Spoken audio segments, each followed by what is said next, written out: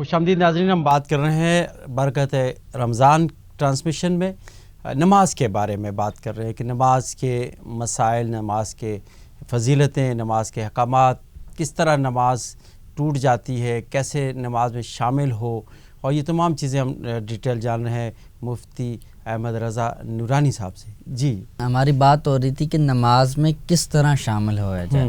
اگر کوئی شخص لیٹ ہو جاتا ہے نمازی تو امام میں کس طرح شامل ہے؟ تو ہم نے بات کی کہ اگر کوئی شخص دوسری رکعت میں، پہلی میں آیا تو وہ تو نارمل جس طرح امام صاحب پڑھ رہے ہیں تو خاموشی سے پڑھتا رہے گا، ٹھیک ہے۔ دوسری میں آیا تو سلام پھیرنے کے بعد، امام کی چوتھی رکعت کے سلام پھیرنے کے بعد وہ کھڑا ہوگا، صحیح، ثنا پڑھے گا، تعوذ، تسمیہ، سورہ فاتحہ پلس سورت۔ اس کے ضمن میں نے بات کی کہ سورت کی ترتیبوں کا بھی خیال رکھے کہ ترتیب جو ہے، جو پہلے پڑھی اس کے بعد والی اب سورت پڑھنی، پیچھے نہیں پڑھنا، یہ مکروہ ہے، پیچھے مکروہ ہے، ٹھیک ہے۔ اور جان بوجھ کے تکرار کرنا بھی گناہ ہے۔ اور اگر بھولے سے، جیسے فرمایا کہ آخری سورہ ناس پڑھ ہی لئی اب پہلی رکعت میں، تو اب دوسری میں جو ہے سورہ ناس ہی پڑھے، اب پیچھے جانا زیادہ گناہ ہے، پیچھے جانا اب تکرار سے کام ہے، تو اس لیے تکرار والے کرے۔ اب اگر کوئی شخص تیسری رکعت میں شامل ہوتا ہے، امام صاحب تیسری رکعت میں تھے، کسی بھی جگہ وہ آ کے شامل ہوتا ہے، تو امام کے ساتھ 2 رکعتیں پڑھے گا۔ قاعدہ خیرہ میں تشہد کے بعد جب امام صاحب سلام پھیر دیں گے تو یہ کھڑا ہوگا، ٹھیک ہے۔ کھڑا ہونے کے بعد اب گویا کہ اس نے پہلی رکعت جیسے ثنا، تعوذ، تسمیہ، سورہ فاتحہ اور سورت ملائے گا، اور پہلی رکعت کو مکمل کر کے کھڑا ہو جائے گا۔ اب دوسری رکعت میں دوبارہ جب کھڑا ہوگا دوسری رکعت میں کے لیے یہ، تو سورہ فاتحہ کی اب ثنا نہیں پڑھنی، ثنا صرف پہلی رکعت میں، سورہ فاتحہ کی تلاوت کرے گا۔ اب جو پہلی رکعت میں سورت تلاوت ہے اس کے بعد والی کوئی سورت تلاوت کرے گا، اور پھر قاعدہ اخیرہ کرے گا، تشہد پڑھ کے، درود پاک پڑھ کے، دعا پڑھ کے اور سلام پھیر دے گا، نماز مکمل۔ اور اب اگر کوئی شخص آتا ہے کہ جس کی 3 رکعتیں رہ گئی، یعنی کہ چوتھی رکعت میں آتا ہے، امام صاحب ابھی چوتھی رکعت کے رکوع سے پہلے آ جاتا ہے، اب وہ کیسے نماز پڑھے گا؟ اس کا تھوڑا سا مختلف ہے، ڈیفیکلٹ ہے، اگر توجہ کریں گے تو انشاءاللہ سمجھ میں آ جائے گا کہ سلام کے بعد اٹھا، پہلی رکعت میں ثنا، سورہ فاتحہ اور سورت ملانی ہے، اور رکعت مکمل کر کے یعنی تشہد کرے گا۔ ترتیب کا لحاظ رکھنا ہے، جیسے پہلی میں ثنا پڑھنی ہے تو آپ نے ترتیب پہ ہی آنا ہے۔ جی، ٹھیک ہے۔ اب کیا ہے کہ جب 3 رکعتیں اس کی رہ گی نا، تو اب یہ سورت ملانے کے بعد رکوع، سجدہ کرنے کے بعد تشہد میں بیٹھے گا، بیٹھ کے اتحیات پڑھ کے کھڑا ہو جائے گا۔ پھر دوسری رکعت میں فقط سورہ فاتحہ اور سورہ کوئی ملا دے گا یا آیات ملا دے گا، اس کے بعد پھر اس کی گویا کہ دوسری ہوگی جو اکیلا پڑھ رہا ہے، کھڑا ہو جائے گا، اور پھر تیسری میں جو پڑھے گا اس میں صرف سورہ فاتحہ پڑھے گا قیام کی حالت میں، اور اس کے بعد رکوع میں چلا جائے گا، اس لیے کہ فرض نمازوں کی صرف پہلی 2 رکعتوں کے اندر ہی قرات کی جاتی ہے۔ اب اس کی پہلی 3 رکعتیں نکل کے 2 میں اس نے پڑھ لی، تیسری میں سورہ فاتحہ پڑھ کر یہ جو ہے رکوع کرے گا، سجدہ وغیرہ کرنے کے بعد پھر قاعدہ اخیرہ کرے گا، اور اس کو مکمل کرنے کے بعد سلام پھیر دے گا۔ ٹھیک ہے۔ اچھا، نماز کا احترام بھی بڑا ضروری ہے نا؟ جی بالکل، کہ کوئی شخص جو ہے نماز پڑھ رہا ہے تو اب وہاں پہ گول گپاڑا کرنا، شور ہنگامہ کرنا اور نمازی کے آگے سے گزر جانا، یہ بھی ممنوع ہے نا؟ دیکھیں، نمازی کے سامنے سے گزرنے کے بارے میں بڑی سخت وعید ہے۔ ایک حدیث پاک ہے کہ نبی کریم رؤوف الرحیم صلی اللہ تعالی وسلم نے ارشاد فرمایا کہ اگر بندے کو یہ معلوم ہو جائے، اسے یہ پتہ چل جائے کہ اپنے بھائی نمازی کے سامنے سے گزرنے پر کیا وبال ہے، کیا سزا ہے، فرمایا کہ وہ زمین میں دھنس جانے کو پسند کرے گا، اس کے سامنے سے نہیں گزرے، اس قدر جو ہے وہ گناہ ہے۔ اور پھر دوسری حدیث میں فرمایا کہ اگر بندے کو معلوم ہو جائے کہ سامنے سے گزرنے سے کتنا بڑا گناہ ہے، تو وہ 100 سال تک وہاں کھڑے رہنا پسند کرے گا، لیکن وہاں سے سامنے سے گزرنے کو نہیں پسند۔ اچھا، کچھ مقامات پر یہ احکام تبدیل ہو جاتے ہیں، جیسے کہ آپ حج کے لیے جاتے ہیں تو وہاں اگر کوئی کھڑا ہو جائے تو اس کا تو سارا دن وہیں جائے گا، کیونکہ وہاں تو ہر اس میں دوسری جگہ پر، یعنی کہ تھوڑی سی مسافت پہ جائے گا تو وہاں آگے نمازی کھڑا ہے، یعنی کہ آپ 1 انچ زمین بھی آپ کو فارغ نہیں ملے گی وہاں پہ۔ دیکھیں، اس کا ایک دیکھیں، آپ یوں اس کو سمجھیں کہ ایک صورت ایسی ہے کہ نمازی کے سامنے سے گزرنے سے بندہ گناہ گار نہیں ہوتا، اسے گناہ نہیں ملتا۔ اب وہ کیا ہے کہ اگر امام کے سامنے سترہ رکھ دیا ہم نے، کہ جو آڑ رکھ دی، اب نمازی کے سامنے سے کوئی گزرے تو اس سے وہ گناہ گار نہیں ہوگا. جیسے کعبۃ اللہ شریف میں جو ہے اب امام کے سامنے سے کوئی نہیں گزرا, امام کے سامنے تو کعبۃ اللہ ہے, ٹھیک ہے, اب نمازی کے سامنے سے گزرنے کوئی حرج نہیں ہے, وہاں اور معاملہ ہے. ادھر بھی وہی معاملہ ہے کہ اگر کوئی نماز امام کے سامنے ستھرا ہو اور نمازی کے سامنے سے گزرے تو یہ گناہ گار نہیں ہوگا. اور پھر یاد رہے, اچھا نمازی کے سامنے گزرنے سے اس کی نماز نہیں ٹوٹتی, لیکن یہ گناہ گار ہوگا, سخت گناہ گار ہوگا. اور اگر کوئی شخص جو ہے, اگر آپ نے پہلی صف میں یا دوسری صف میں نماز ادا کی, اب پیچھے کوئی صاحب ہیں جنہوں نے نماز ابھی مکمل نہیں کی, وہ مسبوق تھے, ان کی کچھ رکعتیں رہ گئی, وہ کھڑے ہو کے ادا کر رہے ہیں. اگر آپ کو جانا ہے تو بیٹھے بیٹھے یوں پلٹ کے دیکھیں کہ جگہ ہے یا نہیں ہے, اور اگر ہے تو چلے جائیں, وگر نہ بیٹھ جائیں. اور اگر کوئی شخص جو ہے نمازی کی طرف منہ کر کے کھڑا ہو جاتا ہے, اگلی صف والا پیچھے نماز پڑھ اس کے, تو یہ مکروہ تحریمی ہے, سخت گناہ گار ہوگا ایسا کرنے یعنی والا. چھوٹی چھوٹی باتیں, چھوٹے چھوٹے ایسے کام ہیں جو میں بظاہر نظر پہ نہیں آتے, لیکن جو ہے کہ وہ غلط ہیں, کہ اس طرح کے کہ آپ نے وہ آپ کو بجائے ثواب کے عذاب کے اس میں بندہ مبتلا ہو جاتا ہے. اور پھر دوسرا یہ بھی ہے نا کہ جو نمازی ہے اس کو بھی اس کا شعور ہونا چاہیے, ادراک ہونا چاہیے کہ وہ سب سے آخر میں جا کے کھڑے ہو کے نماز انہوں نے نیت کر لی. اب یہ بھی تو دیکھیں کہ ابھی لوگ مسجد سے نماز پڑھ کے نکل رہے ہیں سارے, اور آپ صحن کے بیچوں بیچ آپ کھڑے ہو گئے, یا وضو خانے کے پاس ہی آپ کھڑے ہو گئے, سارے لوگ اس کے, پھر آپ کی وجہ سے دوسرے لوگوں کو تکلیف ہو رہی ہے. اس سے بھی منع دیکھیں, نماز پڑھنے والے کو اس چیز کا بالکل خیال رکھنا چاہیے کہ آپ نماز پڑھ رہے ہیں, اپنے وقت نکالا, سب کچھ کیا, تو اس کو صحیح جگہ پہ ادا کریں. آپ کسی پلر کے سامنے کھڑے ہو جائیں, آپ اندر چلے جائیں, یا کسی برآمدے میں کسی ایسی جگہ چلے جائیں جہاں آپ کی نماز میں کوئی خلل واقع نہ ہو. یہ بھی تو ضروری ہے نا کہ اگر کوئی شخص جو ہے وہ نماز کے لیے آتا ہے تو ایسی جگہ کو تلاش کرے کہ اس کے اندر کوئی خلل نہ ہو. جیسے یہ فرمایا کہ ایسی جگہ نماز نہ پڑھے کہ سامنے زیب و زینت کا جو ہے وہ سامان ہو, سامنے ایسے شیشے لگے ہوں, ایسی خوبصورتی بنی ہوئی ہو, نماز سے توجہ ہٹ کے آپ کی خوبصورتی کی طرف توجہ جاتی ہے, تو یہ مکروہ ہے. یعنی کہ یہ بھی دیکھا گیا نا کہ کچھ لوگ نماز پڑھ رہے ہوتے ہیں لیکن ان کی نظریں بجائے سجدے کے, آپ کے مصلی کے, آپ سامنے دیکھ رہے ہوتے ہیں, تو یہ بھی معیوب ہے. جی بالکل ایسے ہی, ہاں جی, کہ بارگاہ خداوند میں کھڑے ہیں اور آپ ادھر بھی دیکھ رہے ہیں ادھر بھی دیکھ رہے ہیں, تو اس سے بھی نماز کے جو ہے کہ فاسد ہونے کا بالکل. آج کی جو ایک بڑی وجہ یہ ہے نا, دیکھیں اگر آپ آئے ہیں کہ اگر آپ کی نظریں ادھر ادھر رہیں گی تو آپ کی توجہ جو ہے وہ مائنڈ ڈائیورٹ ہو جائے گا. اب توجہ جب بٹ جائے گی تو ممکن ہے کہ آپ نماز میں غلطی کر جائیں, بھول جائیں.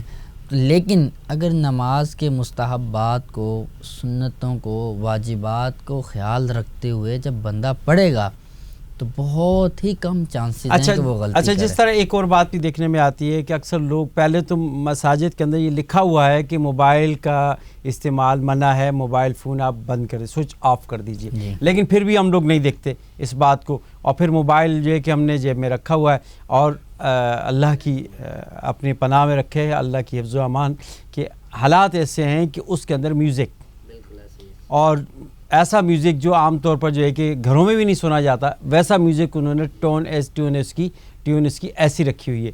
تو پھر وہ وہاں جو ہے کہ وہ جب بجتا ہے, جماعت سے نماز ہو رہی ہے, پورے نمازیوں کی نماز خراب ہو گئی, یعنی کہ ان کی توجہ آپ نے کنورٹ کر دی.